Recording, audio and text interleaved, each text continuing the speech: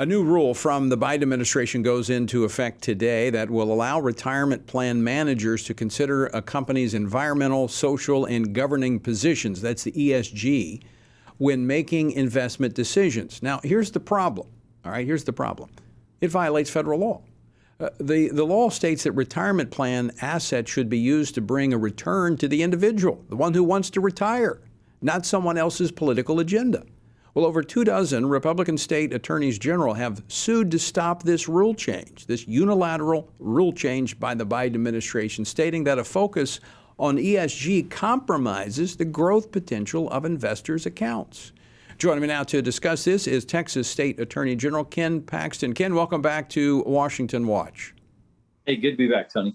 All right, so if I missed it here, explain to our viewers and listeners what the law does at the Department of Labor, this rule, what it violates in terms of federal law.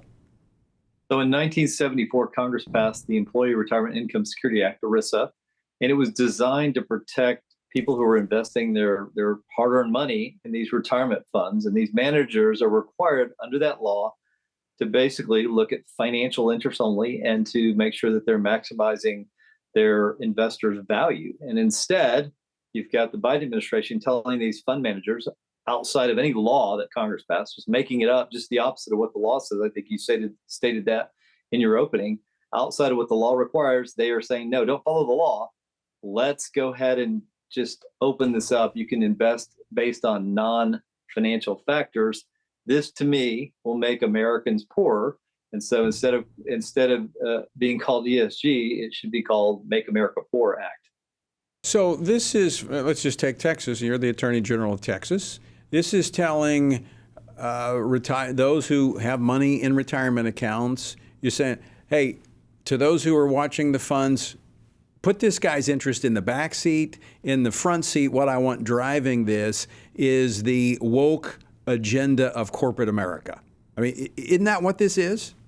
Yeah, this is to look at other factors that the Biden administration or some fund manager considers important that are not related to you retiring. And so this will make it so that some Americans cannot retire, and it'll also affect other Americans who might have retired in a much better position to retire in a position that they're not exactly satisfied with, because the returns are very likely going to be lower if they're not considering, if these fund managers are considering other factors, climate change, whatever the current woke idea is. Climate change is top of their list in many ways. I mean, when you look at BlackRock, State Street, Vanguard, they hold trillions in investments. But this also affects, the economies of states like Texas that are very much into providing energy for the country, is it not? Oh, absolutely, because it's taking away investment from energy production and energy distribution, which means that consumers end up paying higher prices and that we become reliant on countries that may or may not be our friends, many of them not. And so it puts us in a very precarious position going forward, and it definitely puts our economic well-being at risk. All right, so two questions for you. One, the suit was filed last week. The court, as of earlier this afternoon, had not made a decision on this. Are you hoping that you'll get a stay from the court where this rule will be pulled back?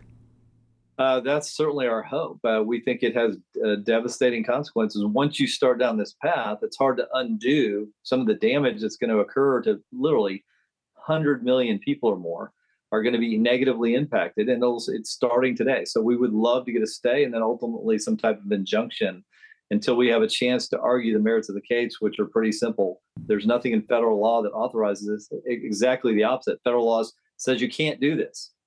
Now, states are becoming more proactive in this. I mean, we've seen a number of state financial officers pulling money out of some of these entities like BlackRock and others. Can state law protect the investments of the retirees of your state or those that are seeking to use these funds for retirement? It's a balance. ERISA preempts a lot of state law, but states are certainly trying to do what they can. I know that, for instance, we just stopped Citibank from issuing any type of public debt in the state of Texas because of their climate change, woke ESG policies. We just stopped them from issuing debt. So we can start impacting their pocketbook as well if they're gonna do things that harm our economy and that harm investors.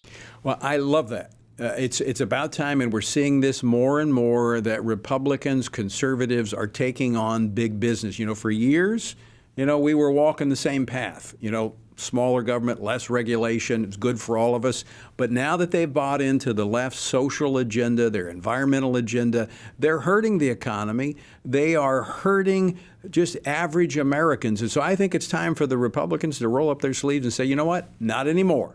You want to fight over this? We're going to fight you. I think that's why you have 25 attorney generals on this case. It's half the country that's willing to stand up and protect Americans. I wish it was all of us. I wish it was all 50 states.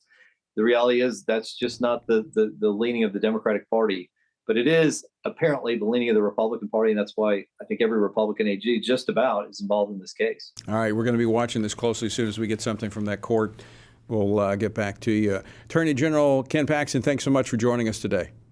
Thank you. Have a great day.